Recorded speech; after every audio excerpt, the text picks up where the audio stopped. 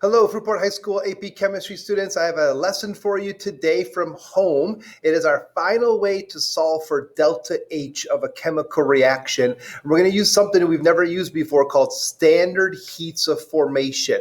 Now, this technique can be duplicated mathematically with other things, with like standard entropy values and standard free energy values. And we will review those in the very last unit of the year, right before the AP test, which also gets us to review this assignment at the same time. So you'll need a calculator, you'll need a book, and you'll need pencil and paper. So you'll need your textbook because we're going to be looking up numbers in the textbook for today's assignment. And then you'll see some homework problems from our homework notebooks for you to get some practice with this. Of course, there's Kappa stuff for you too. So let me set up the camera to aim down, and here we go. So we're going to be talking about standard heats of formation, which has this symbol. It's delta HF naught is how we read it. This means standard. That refers to like standard temperature and pressure. And this F comes for formation. Well, what is this? This is the energy needed to make the products from natural elements. Okay? And when we say natural elements, this includes diatomic and monatomic, what actually occurs in nature, and it also includes the states of matter, okay? So for instance, if we wanted to do a reaction where we wanted to see, well, how could I build methane? Right? How could I make methane? Well, what are the natural elements that make methane? Well, we have carbon, and carbon is solid at room temperature, and we have hydrogen, but hydrogen's diatomic and a gas. And if we balance this, right? And the delta H of this kind of reaction is called the standard heat of formation of methane. And you can find these in the back of your book, all right? I have a book here for you, and it goes back to these pages that have a blue tab. If you kind of look on the side, you might be able to see them. And these start on page A19 and go through appendix A20, A21, and A22. So A20, A22, someplace back there is the page that we're looking for. And you'll see the numbers. I'll show you how to look up the numbers, but in the back of the book is where we'll find those. I believe Kappa will include whatever values you need right in the assignment question. Okay, so let's talk a little bit more about standard heats of formation. One trick that the AP test sometimes asks in multiple choice is which of these substances have a standard heat of formation of 0? And the trick to getting this one right is any element in its natural state doesn't take any energy to form from its natural state because it already forms. And of these 6 substances, some of them are in their natural state and some of them aren't. Oxygen, all by itself, monatomic, is not how oxygen's found in nature, but oxygen diatomic gas is. Lithium, solid lithium, is the way nature forms in lithium, and so that has a value of 0, and so does liquid mercury. So we can use our trick on the periodic table by, like, some of those are colored in black for solid and green for gas, or blue for liquid like mercury. And other, periodic tables use other color coding techniques. And here's solid zinc and here's liquid zinc. Well, zinc is solid in nature, but not as a liquid. So the 4 circled ones would have a value of 0. You might flip to the back of the book to find solid zinc, and it's missing. And that's because they don't always include every 0 element for you. Okay? So watch out for that little trick there. Okay? How do we use the standard heats of formation to find the delta H of a reaction. Well, here is the long formula. What you're going to do is you're going to take the total sum of all the standard heats of formation of all the products. Notice that we're dealing with the products after the yields arrow first. And we'll subtract it from the total sum of all the standard heats of formation of the reactants. Note, this includes moles. So if there's a balanced equation that has a 2 or a 3 or a 4 or God willing, dreadfully bigger than 4, we have to consider that. We'd have to double some numbers or triple some numbers. Okay? So we look up all of the values of the products, we subtract it from all of the values of the reactants, punch in the calculator to get the delta H of the reaction. Okay? We are going to do 2 simple problems on for our notes today. Okay?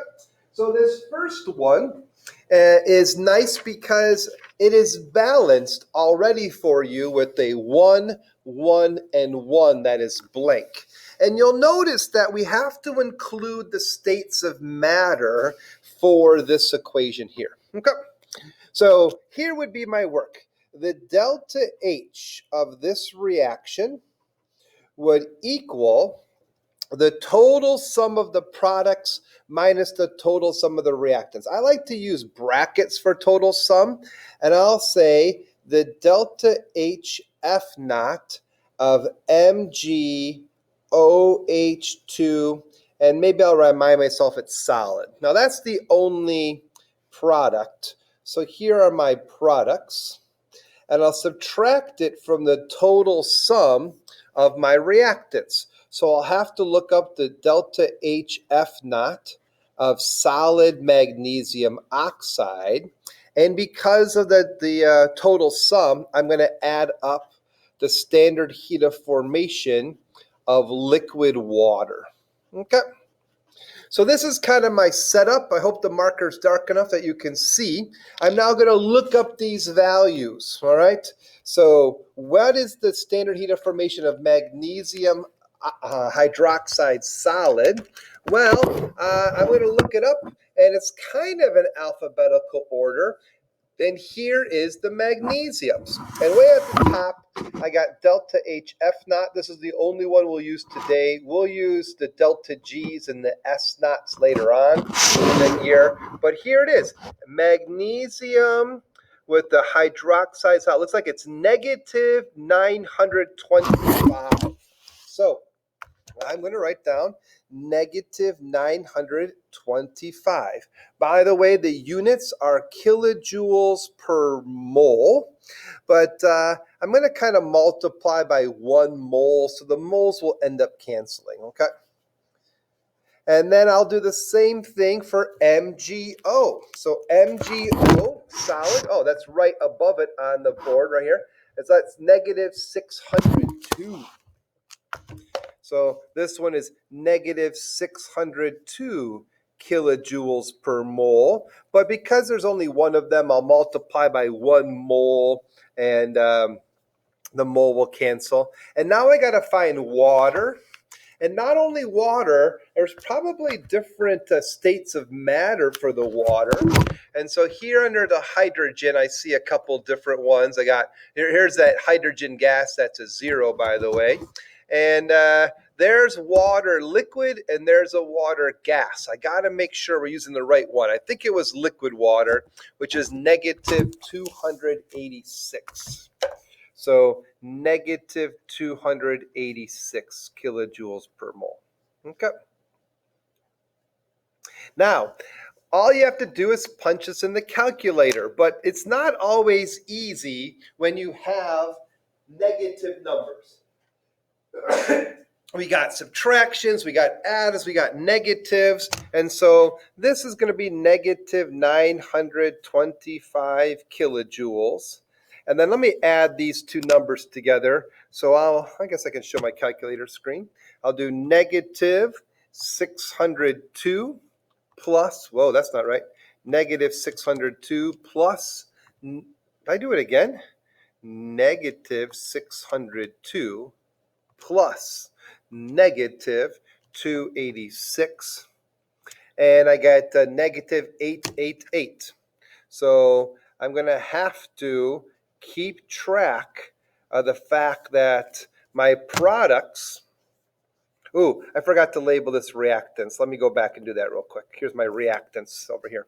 All right, and put some parentheses just to make it look clear. And then I'll take negative 925 and subtract negative 888 for a final answer of negative 37. So the delta H of this reaction is negative 37 kilojoules. Okay. So let me just point out that it's just looking up numbers and plugging them into a formula that's got some adds or subtracts. Just be careful. Watch out with your negatives. One advanced question could be done is what if they told you, what if they gave you this negative 37 way at the beginning? And you could look up this number and you could look up this number, but you didn't know this number. Could we translate that into X and solve for X? What if the question was, hey, we know this reaction has a negative 37 kilojoules of heat, but what's the standard heat of formation of MgO? It's the same formula, just instead of solving for X isolated over here, X would be here. You'd have to use a little algebra skills. Okay. Now you might be like, easy, Kobolak, I don't need another example problem, but I would disagree with you because you haven't seen one where there's some coefficients in the balanced equation. So let's go ahead and do this one, and then we'll call it good. Okay, so it's the same idea. We could use the standard heats of formation of this reaction to find the delta H of the reaction. We're going to take the total sum of all the products, but you're going to have to do the standard heat of formation of carbon dioxide gas times 2, because there's 2 carbon dioxides. And I'll have to add it to the standard heat of formation of water, but this time it's in gas form. And I'm going to multiply that by 3 because there's a 3 in the balanced equation. This is my product side, and I'll subtract it from the reactant side, which is the standard heats of formation of, I think that's ethanol, which is a liquid. I'm going to go ahead and put a times 1 to kind of keep the format going. You might not actually do the times 1 in your calculator, plus the standard heat of formation of oxygen times 3. Okay.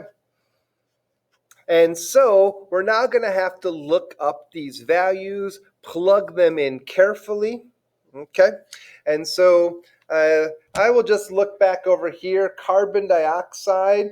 Ooh, I got carbon monoxide, but carbon dioxide is negative 393.5 kilojoules per mole, and that too is really multiplying by 2 moles, so that will cancel out the moles. And then the water, last time we looked up liquid water, this is steam water, so it's negative 242 kilojoules per mole. I'll multiply that by 3 moles. And this is all my total of the products. Sorry if that's a little bit hard to read.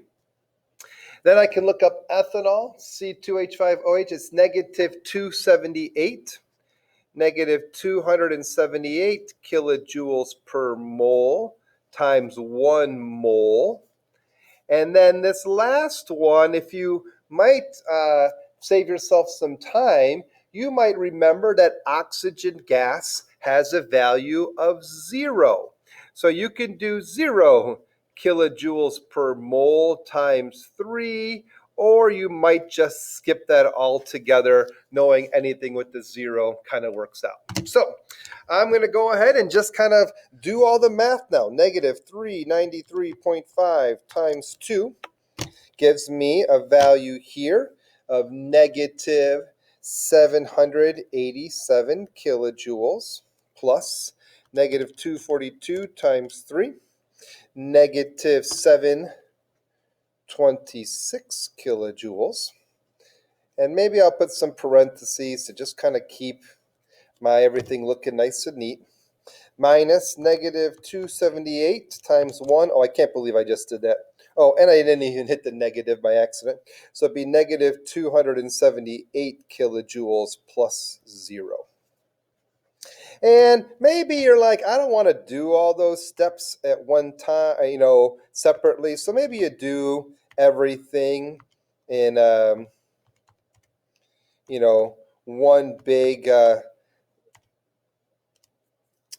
step on the calculator. And I believe we get an answer of negative 1,235 kilojoules. Okay, so this one's a little bit more typical because we have these numbers in the balanced equation we have to consider. Okay. All right, well, there it is, standard heats of formation. I hope that that makes a little bit of sense to you and you can be successful with the homework assignment. Just a couple in your homework notebooks, okay? Cheers.